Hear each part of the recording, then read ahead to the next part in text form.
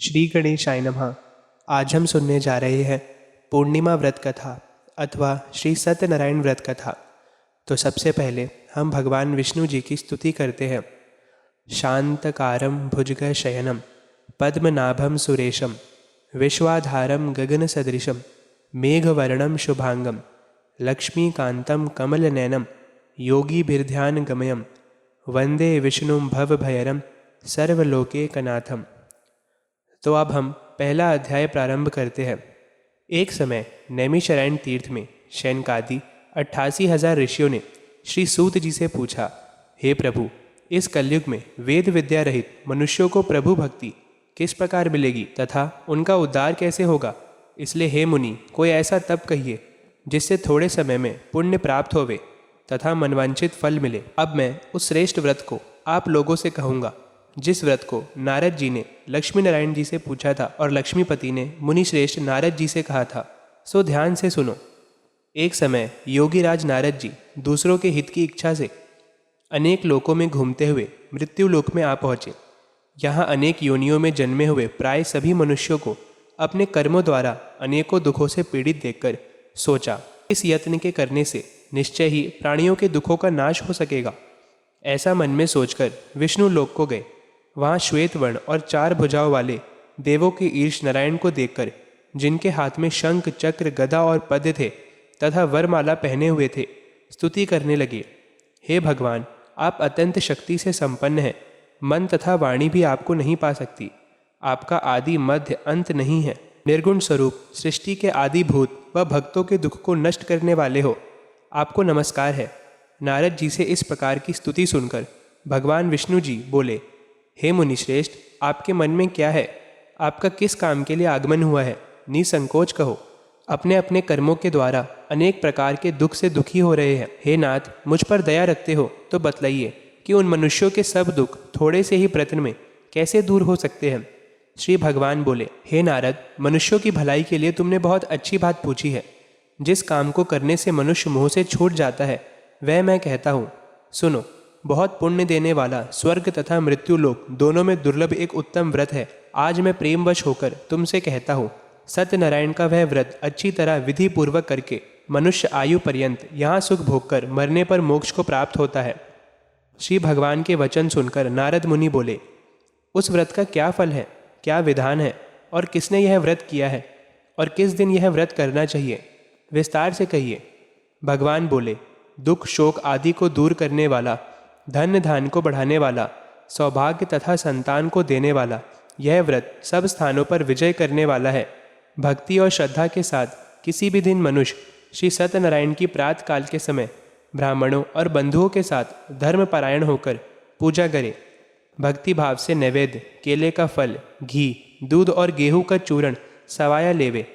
गेहूं के अभाव में साठी का चूर्ण, शक्कर तथा गुड़ ले और सब भक्षण योग्य पदार्थ जमा करा के भगवान को अर्पण कर देवे तथा बंधुओं सहित ब्राह्मणों को भोजन करावे। पश्चात स्वयं भोजन करे। नृत्य गीत आदि का आचरण कर सत्यनारायण भगवान का स्मरण करते हुए समय व्यतीत करे। इस तरह व्रत करने पर मनुष्य की इच्छा निश्चय ही पूरी हो जाती है। विशेषकर कली काल में भूमि पर यही मोक्ष का सरल उपाय है। इति श्री सत्यनारायण व्रत कथा प्रथम अध्याय संपूर्णम। बोलिए सत्यनारायण भगवान की जय। अब हम दूसरा अध्याय प्रारंभ करते हैं। सूत जी बोले, हे ऋषियों, जिसने पहले समय में इस व्रत को किया है उसका इतिहास कहता हूँ, ध्यान से सुनो। सुंदर काशीपुरी नगरी में एक अत्यंत निर्धन ब्राह्मण रहता था। वह भूख और प्यास से बेचैन हुआ नित्य पृथ्वी पर घूमता था। ब्राह्मणों से प्रेम करने वाले भगवान ने ब्राह्मण को दुखी देखकर बूढ़े ब्राह्मण का रूप धर उसके पास जा आदर के साथ पूछा, हे विप्र, नित्य दुखी हुआ पृथ्वी पर क्यों घूमता है? हे श्रेष्ठ ब्राह्मण, यह सब मुझसे कहो, मैं सुनना चाहता हूँ। ब्राह्मण बोला, मैं निर्धन ब्राह्मण हूँ, भिक्षा के लिए पृथ्वी पर फिरता हूँ। हे भगवान, यदि आप इसका उपाय जानते हो तो कृपा कर कहो। वृद्ध ब्राह्मण बोले कि सत्यनारायण भगवान मन वंचित फल देने वाले हैं, इसलिए हे ब्राह्मण, तू उनका पूजन कर, जिसके करने से मनुष्य सब दुखों से मुक्त होता है। ब्राह्मण को व्रत का सारा विधान बतलाकर बूढ़े ब्राह्मण का रूप धारण करने वाले सत्यनारायण भगवान अंतर्ध्यान हो गए। जिस व्रत को वृद्ध ब्राह्मण ने बतलाया है मैं उसको करूँगा, यह निश्चय करने पर उसे रात में नींद भी नहीं आई। वह सवेरे उठ सत्यनारायण भगवान के व्रत का निश्चय कर भिक्षा के लिए चला। उसको भिक्षा में बहुत धन मिला, जिससे बंधु बांधवों के साथ उसने सत्यनारायण भगवान का व्रत किया। इसके करने से वह ब्राह्मण सब दुखों से छूटकर अनेक प्रकार की संपत्तियों से युक्त हुआ। उस समय से वह ब्राह्मण हर मास व्रत करने लगा। इस तरह सत्यनारायण भगवान के व्रत को जो करेगा वह मनुष्य सब दुखों से छूट जाएगा।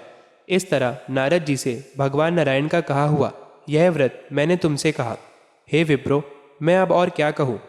ऋषि बोले, हे मुनीश्वर, संसार में इस ब्राह्मण से सुनकर किस किसने इस व्रत को किया, हम यह सब सुनना चाहते हैं। इसके लिए हमारे मन में श्रद्धा है। सूत जी बोले, हे मुनियों, जिसने इस व्रत को किया है वह सब सुनो। एक समय एक ब्राह्मण धन और ऐश्वर्य के अनुसार बंधु बांधवों के साथ व्रत करने को तैयार हुआ। उसी समय एक लकड़ी बेचने वाला बूढ़ा आदमी आया और बाहर लकड़ियों को रखकर ब्राह्मण के मकान में गया। प्यास से दुखी लकड़हारा उनको व्रत करते देखकर ब्राह्मण को नमस्कार कर कहने लगा कि आप यह क्या कर रहे हैं और इसके करने से क्या फल मिलता है, कृपा करके मुझसे कहो। ब्राह्मण ने कहा, सब मनोकामनाओं को पूरा करने वाला यह सत्यनारायण भगवान का व्रत है। इसकी ही कृपा से मेरे यहाँ धन्य धान आदि की वृद्धि हुई है। ब्राह्मण से इस व्रत के बारे में जानकर लकड़हारा बहुत प्रसन्न हुआ। चरणामृत ले और प्रसाद खाने के बाद अपने घर को गया। लकड़हारे ने अपने मन में इस प्रकार संकल्प किया कि आज नगर में लकड़ी बेचने से जो धन मिलेगा उसी से सत्यनारायण देव का उत्तम व्रत करूंगा। यह मन में विचार कर वह बूढ़ा आदमी लकड़ियां अपने सिर पर रखकर जिस नगर में धनवान लोग रहते थे वह ऐसे सुंदर नगर में गया। उस रोज वहां पर उसे उन लकड़ियों का दाम पहले दिनों से चौगुना मिला। तब वह बूढ़ा लकड़हारा दाम ले और अति प्रसन्न होकर पक्के केले की फूली, शक्कर, घी, दूध, दही और गेहूं का आटा इत्यादि सत्यनारायण भगवान के व्रत की कुल सामग्रियों को लेकर अपने घर गया। फिर उसने अपने भाइयों को बुलाकर विधि के साथ भगवान जी का पूजन और व्रत किया। उस व्रत के प्रभाव से वह बूढ़ा लकड़हारा धन, पुत्र आदि से युक्त हुआ और संसार के समस्त सुख भोगकर वैकुंठ को चला गया। इति श्री सत्यनारायण व्रत कथा द्वितीय अध्याय संपूर्णम। बोलिए सत्यनारायण भगवान की जय। अब हम तीसरा अध्याय प्रारंभ करते हैं। सूत जी बोले, हे श्रेष्ठ मुनियों, अब आगे की कथा कहता हूँ, सुनो। पहले समय में उल्लामुख नामक का एक बुद्धिमान राजा था। वह सत्यवक्ता और जितेंद्र था। प्रतिदिन देव स्थानों पर जाता तथा गरीबों को धन देकर उनके कष्ट को दूर करता था। उसकी पत्नी कमल के समान मुख वाली और सती साध्वी थी। भद्रशिला नदी के तट पर उन दोनों ने श्री सत्यनारायण का व्रत किया। उस समय में वहाँ एक साधु वैश्य आया। उसके पास व्यापार के लिए बहुत सा धन था। वह नाव को किनारे पर ठहराकर राजा के पास आ गया और राजा को व्रत करते हुए देखकर विनय के साथ पूछने लगा, हे राजन, भक्ति युक्त चित्त से यह आप क्या कर रहे हैं? मेरी सुनने की इच्छा है, सो आप यह मुझे बताइए। राजा बोला, हे साधु, अपने बांधवों के साथ पुत्र आदि की प्राप्ति के लिए यह महाशक्तिवान सत्यनारायण भगवान का व्रत व पूजन किया जा रहा है। राजा के वचन सुनकर साधु आदर से बोला, हे राजन, मुझसे इसका सब विधान कहो। मैं भी आपके कथन अनुसार इस व्रत को करूँगा। मेरी भी कोई संतान नहीं है और इससे निश्चय ही होगी। राजा से सब विधान सुन व्यापार से निवृत्त हो वह आनंद के साथ घर गया। साधु ने अपनी स्त्री से संतान देने वाले उस व्रत का समाचार सुनाया और कहा कि जब मेरे संतान होगी तब मैं इस व्रत को करूँगा। साधु ने ऐसे वचन अपनी स्त्री लीलावती से कहे। एक दिन उसकी स्त्री लीलावती पति के साथ आनंदित हो सांसारिक धर्म में प्रवृत्त होकर सत्यनारायण भगवान की कृपा से गर्भवती हो गई तथा 10वें महीने में उसके एक सुंदर कन्या का जन्म हुआ। दिनों दिन वह इस तरह बढ़ने लगी जैसे शुक्ल पक्ष का चंद्रमा बढ़ता है। कन्या का नाम कलावती रखा गया। तब लीलावती ने मीठे शब्दों से अपने पति से कहा कि जो आपने संकल्प किया था कि भगवान का व्रत करूंगा, अब आप उसे करिए। साधु बोला, हे प्रिय, इसके विवाह पर करूंगा। इस प्रकार अपनी पत्नी को आश्वासन दे वह नगर को गया।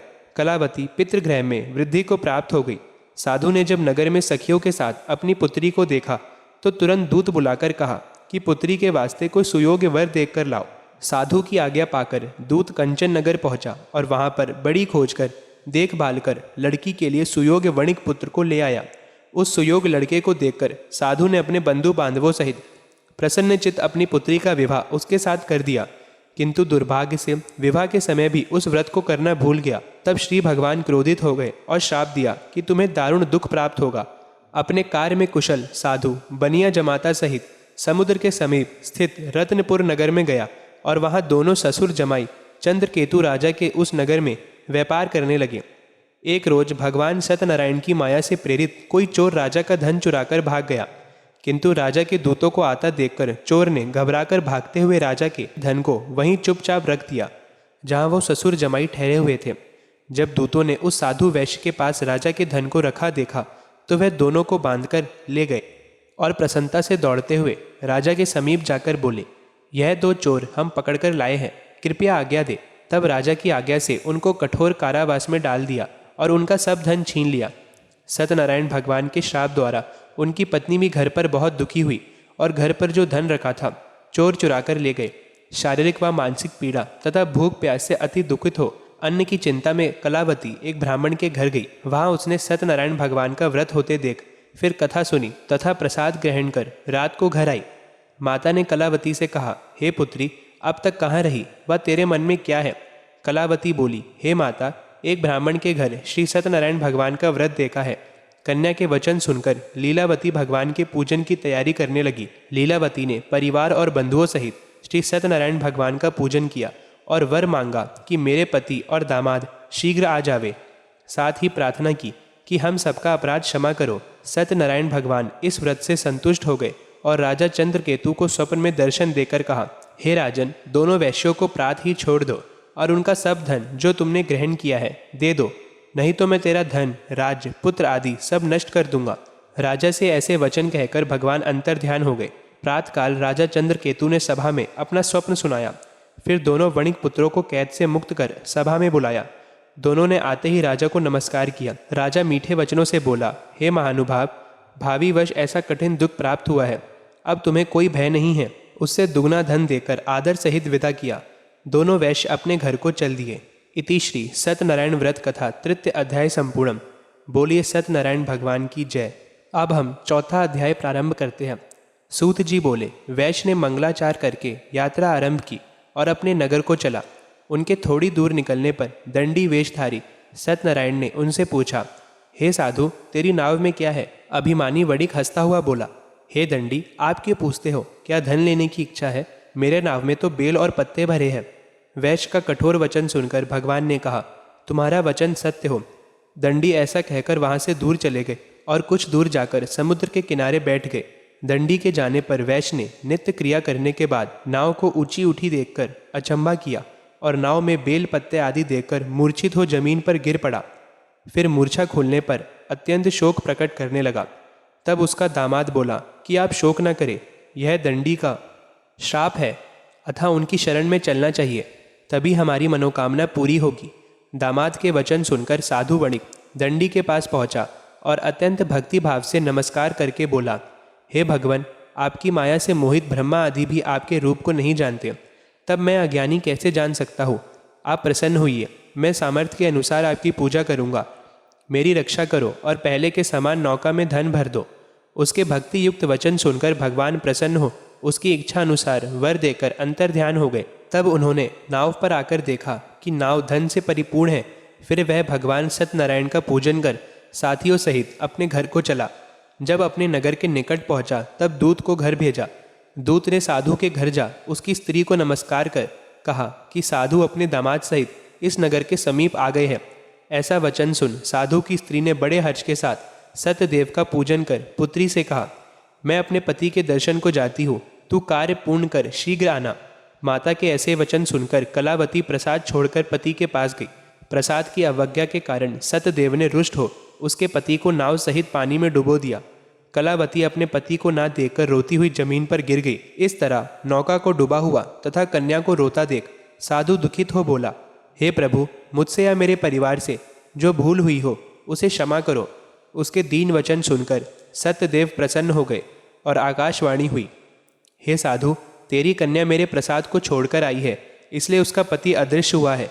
यदि वह घर जाकर प्रसाद खाकर लौटे तो इसे पति अवश्य मिलेगा। ऐसी आकाशवाणी सुनकर कलावती ने घर पहुंचकर प्रसाद खाया, फिर आकर पति के दर्शन किए। तत्पश्चात साधु ने बंधु बांधवों सहित सत्यदेव का विधि पूर्वक पूजन किया। उस दिन से वह प्रत्येक पूर्णिमा को सत्यनारायण भगवान का पूजन एवं कथा करने लगा। फिर इस लोक का सुख भोग कर अंत में स्वर्ग लोक को गया। इति श्री सत्यनारायण व्रत कथा चतुर्थ अध्याय संपूर्णम। बोलिए सत्यनारायण भगवान की जय। अब हम 5वां अध्याय प्रारंभ करते हैं। सूत जी बोले, हे ऋषियों, मैं और भी कथा कहता हूँ, सुनो। प्रजा पालन में लीन तुंगध्वज नाम का एक राजा था। उसने भी भगवान का प्रसाद त्याग कर बहुत दुख पाया। एक समय वन में जाकर वन पशुओं को मारकर बड़ के नीचे आया। वहाँ उसने ग्वालों को भक्ति भाव से बांधवों सहित सत्यनारायण जी का पूजन करते देखा। राजा देखकर भी अभिमानवश वहाँ नहीं गया और न नमस्कार ही किया।